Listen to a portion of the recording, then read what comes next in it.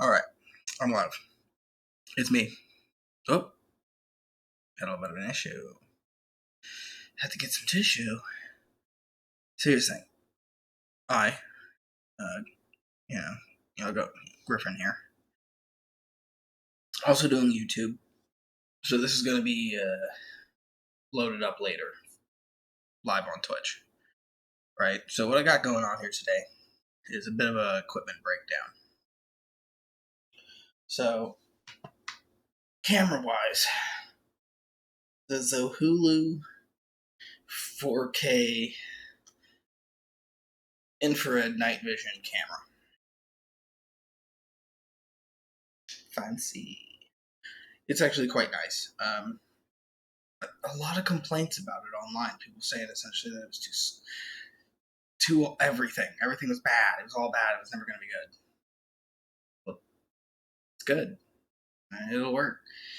Now, the one thing I have found is it doesn't work that great as a web camera. It's not, it's probably not supposed to. I probably need something where I can fiddle with the settings a little better. But Comica mic, right? Comica mic hooked up, dongles, camera. This thing is really simple. Over on the YouTube, I've done a full review on how simple it is. Honestly, it's only got so many buttons in the back. You pretty much just kind of. So let me see here. That way I don't get too much feedback. So here in the back, take that. What I end up with is that. So what you got, right? Very fancy. How you doing though? But yeah, this thing, it's actually not that bad on Amazon. The producer picked it up, gifted it to me. I'm using it. He's got another one. He picked up 2 of these. People online said it was like bad, that it just didn't do anything good. The one thing it doesn't do good is be a webcam, because I was going to use this. This was going to be attached over here on my tripod. It was going to be what recorded me, but it's dark. I don't know what settings it has for its auto setting when you plug it in to tell it be a webcam, because I have a good feeling it goes to 4K, and I don't need a 4K webcam when Twitch only lets me do 720. So I'm having a good feeling that somewhere between that thing converting from first generation 4K, because it is not a full disclosure on that, it is not an actual 4K camera. Is UHD 4K, which is ultra high definition, almost 4K. It's pretty nice, but if like how much I gesticulate or I move, it's not that great. Could be better. And I don't know how much Mike, who's going to be the other host on the ghost hunting show that I'm now co-host on, and that we're getting produced and set up, which we're going to use these cameras. It's going to be interesting. Got me an EMF. But this is like the most basic. This thing's pretty much, when it comes to ghost hunting, this thing's mostly for sensing wires and electronics that are on. Because this thing can't the current argument is that this thing is useless because it can't detect a brain.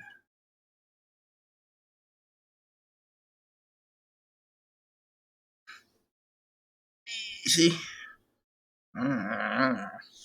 No, got no detections, but I put this up against something that's got a battery source and it's supposed to pick up, but it don't. So I'm pretty sure this is a single access EMF reader, which means you got to dance with it. Which means to use this thing, I'm going to look a little silly because I'm going to have to be Like turn in the key. Oh, see? Now I got a reading because it picked up the laptop. But you have to arc and turn and arc and turn and up and down and hit it because it doesn't have multiple access. It doesn't pick up a full range on it. It's got, you know, and I have to pretty much, and if I'm holding it still, which you hold like this, all away from you, but, but like you hold it like that, and then you get it near things, and it's supposed to, yeah, like on the light, on the ring light, it picks up 1 to 5. I'm going to be doing a whole video where I go around my apartment and see what the test readings, because when I go around somebody's house that claims it's haunted, if I'm picking up what is the identical reading I'd pick up by being near your light switch, so it might be that your light switch is faulty. Not an electrician. That's what these are used for. Outside of ghosts. So, like, hey, while I'm here, I could also tell you that you might need to get that looked at. But the nice part is with this little guy is it's very simple. So it'll be good for walking around and judging if a general area feels or reacts to the devices. The what's it called? DOS REM pod is the fancier one, which is I don't know if solar spacey. Yeah, there's threes. This is right. But like I don't know if like how much you know about like ghost hunting or if you watch ghost hunting shows, any of that stuff, right? But like they don't explain how to use any of the equipment. Like they gatekeep, if you know what I mean. Someone somewhere has been like, hey, give them vague terms.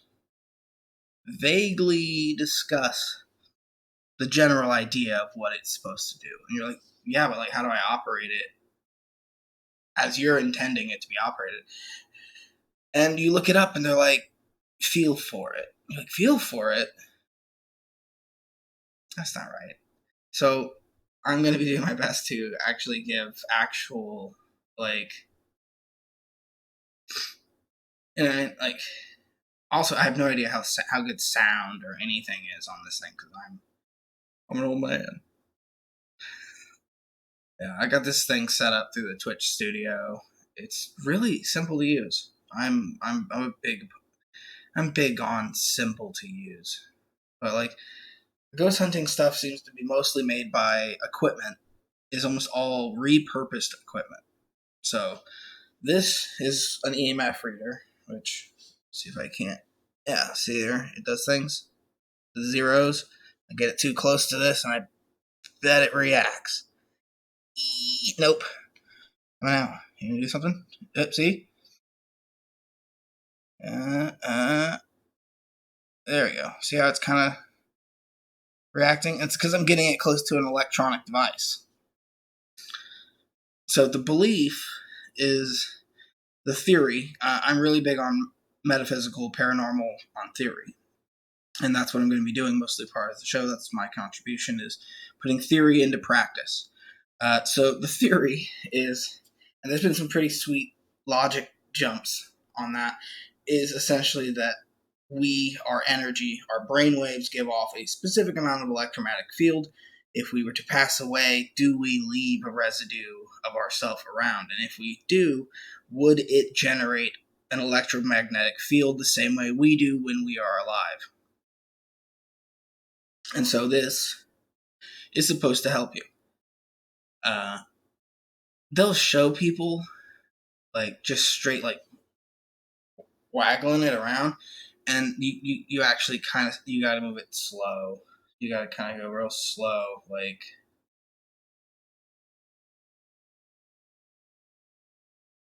And be kind of repeating these motions, which is allowing it to pick up on an X axis. You know what I mean? But there's a nicer version, which is the REM pod, which is like, it looks like a little puck, like a coffee can, that somebody put lights on top that are connected to the responses. And so you have what is effectively a modified theremin, if you know what a theremin is, which is like one of those like pieces of metal that you essentially induce a magnetic field, and then as your hand gets closer to the metal, it makes a tone. Well, someone modified that to be a ghost hunting device. And so you have this device that can detect electromagnetic fields moving within its range of up to 1 to 6 meters. Or was it 6 meters? Yeah, I want to say they said meters. Maybe I'm wrong because American, no metrics. They tried to teach me. I did not know. But which is how like planes end up with not enough fuel, is because some guy like me that didn't learn the metrics is refueling your Canadian plane. So the pod is going to be interesting because that one I at least was able to find some good how to operate. The theory behind what it's supposed to be doing for you. You're supposed to essentially like tell ghosts, like, hey, if you're in the room, like stand on the blinking lights, because they're not supposed to know what a pod is. Like, you're not supposed to use jargon with ghosts. That makes sense. You don't know, like, hey, spirit, operate that technical machine. It doesn't know. But say you put the device in the middle of the room between you and another person, and then you are telling the spirit that you are channeling or thinking is in your home or in this location or whatever, that you want it to move to the center of the room between the two of you. You're not telling it to interact with the device. You're telling it to move to a location which happens to have that device in it. And in response to you doing that, the device goes off. That is data. Whether that data proves exactly what people would like it to prove, that is hard to say. But what it does show is something happened in response to you saying, could you move to the center of the room? We'd really appreciate that. Thank you for cooperating. Like, I don't know, it's wacky. It's hard to like say, because there's skeptics, and there's always going to be skeptics, and that's totally understandable, especially when there's folks that don't know exactly what they're doing with these, and they're saying things that this does something it doesn't. Like, they think it's Ghostbusters. Like, this is going to shoot lasers. It's not going to shoot lasers. That's something else. Which, like, some guy was talking about. That'd be interesting. Let's look into that more. That sounded pretty interesting. The concept of laser pyramid isolation or something. It was interesting, but like, it's technical, and I don't just dive into things. I have to dip my toe. This is a ITC Research Spirit Box. You can get these all over the place from all kinds of different, but they're all about the same. It's just this one is a PSB7T. The T lets you know it's the new one, which has temperature. And the temperature is a little difficult to understand how it's supposed to work, because there is absolutely, positively no user manual for this anywhere that I can find. And I'm good at research. That's what I do. I can't find it. I'm deep diving. I'm going on to websites that like I'm way back machining. There is nobody explaining how to use this. Nobody did. And they don't really, and like the people, there's a PDF, and I was like, got it, found it. Technical manual. I like technical manuals. Here we go. Boring stuff. So I'm like, let's check this out. It was not a technical manual. It was like a new age how do I put this? It was like a new age thing. Like, I don't know if you got Dr. Bronner's, the soap, but it was like reading a Dr. Bronner's bottle. And I was like, this is not a user manual. Like, but after doing a bunch of research and looking into the theories behind this device and what it's supposed to do, this is what I've found. The Spirit Box is a modified little radio. It has a sweep rate, which you can change, which puts a small additional amount of pure white noise between the changing of channels. Right? So you can choose how fast it changes channels, like creating this kind of almost rhythmic noise depending on if you're moving forward or backward, the day, the time, the location. This does honestly change depending on where you are, because you're fiddling with ambient AM and FM like frequencies. So let's see how this sounds. I might have to turn the sound up because I got it connected to my Zoom recorder, and there it goes. See what I mean? Let's see if I can't catch a radio station.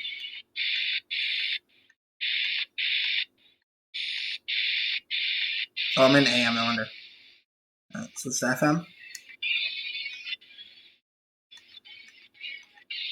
Oh.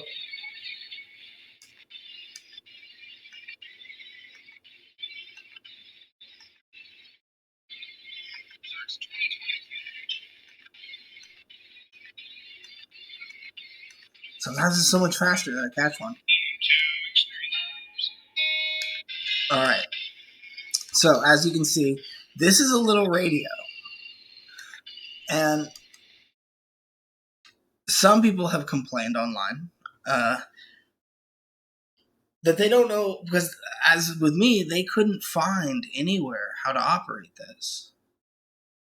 But they bought it because they saw it on Ghost Hunters, the Discovery Plus show. They just bought it because they saw it. This is apparently is a good little device. It takes a lot of getting used to. It takes some meditation understanding, I feel. It takes a lot for you to be able to say, like, hey, that isn't what I thought I heard, but maybe it was something. Maybe it was just the radio, and get an ear for that. Because, like, here, listen. Okay, so sweep rate 250, about 250, and sweeping it forward. So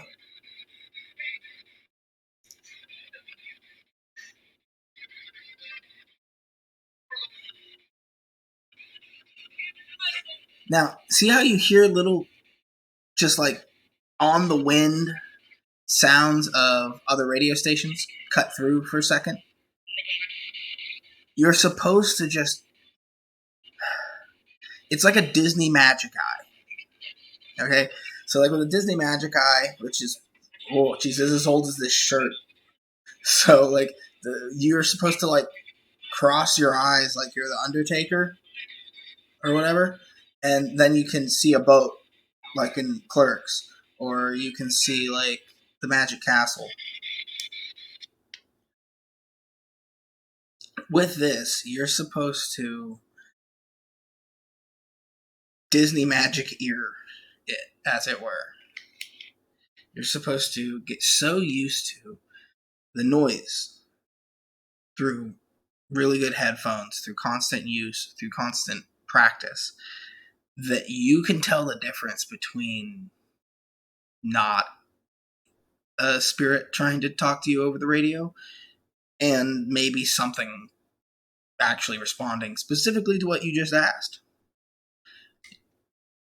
practice takes perfect. This one's going to take a lot of work. I don't feel there's any real spirit activity at my location. There could be. Honestly, I wouldn't be surprised. It's really bad here. Would not be surprised if there wasn't like a haunted object in this house. How many old objects are in this house for no reason from like World War I and on.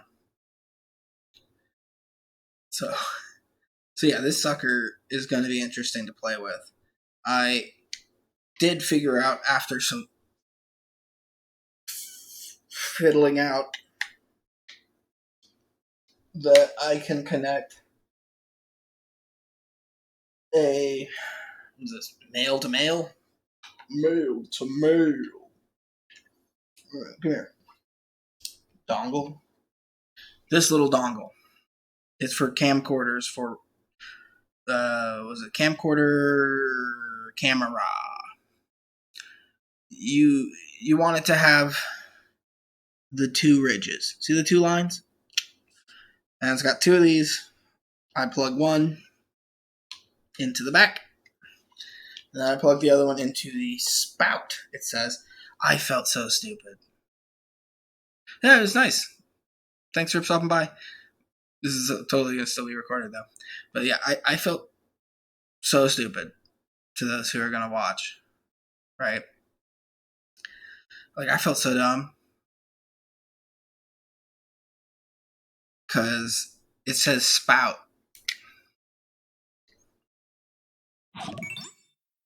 Oh, you're amazing. There's camera. Where the camera at? There it is. See, it says spout. I was so dumb. I was like, spout. Spout. What is spout? What is that? What is that? I was like, oh, it's speaker out. Nice. You got me. You got me. Speaker out. Okay. Spout. Put it in the spout. Connect it. And then from there, you can record your session. I might even be able to set this up so you can record your full session. I should be able to with a phantom mic. I want to say it just might eat AA batteries like a shotgun, man. That's the one drawback to the Zoom. To the Zoom H4 Pro, H4N Pro tongue tighter, a handy recorder. This sucker eats AA's like candy. It just goes through them. I'm hoping the Spirit Box doesn't eat AAA's the same way. I'm going to be testing it for a bit. I got it for a few days just by myself. Pretty sure when the REM pod comes in, I'll do the same deal. That I'll have that for a few days to play with and test. Get a handle on, and then I'll teach Mike how to operate everything. Spirit Box should be simple enough. I'm going to have to figure out how to connect and record using his little handy recorder he has at his place so he can do his own sessions and practice without me there. Because I don't live in the same place he does. And let's see here. What else was I going to check out?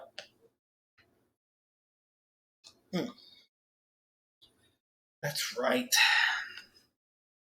This thing. Alright. So this has been going pretty good. I'm going to be breaking this into two parts. This would be the end. The end, everyone. I want to thank those who watched. This is going to be posted up on my YouTube, so it'll be around. But yeah, man. When it comes to the ghost hunting equipment, I'm going to do my best to kind of learn more about it, to answer questions as I can so that I can. You know what I mean? So if somebody asks me, like, what is that and why does it work? What does it do what it do? I can tell them, you know? things he do. Exactly. Yeah. So for those watching, you're gonna get used to how I'm a weirdo.